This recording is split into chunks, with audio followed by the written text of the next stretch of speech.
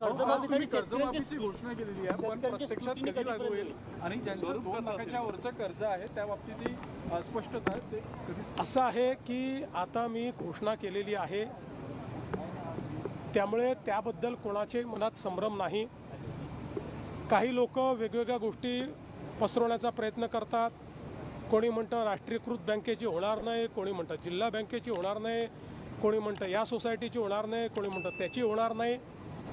आम्ही 2 लाखापर्यंत कुठलीही बँक असो, ज्यांना पीक कर्ज द्यायचा अधिकार आहे अशा कोणीही दिलेलं पीक कर्ज हे आम्ही त्या ठिकाणी माफ करणार आहोत.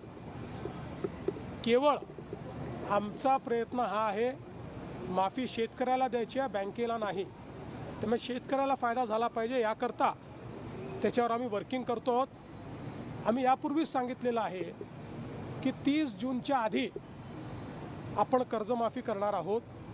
त्यामुळे आता बजेटमध्ये ती आली असल्यामुळे आता पुढच्या कारवाईला सुरू होईल. कमिटी याच्यावर काम करते. कमिटी बाकी सगळ्या गोष्टी या ठिकाणी सांगेल.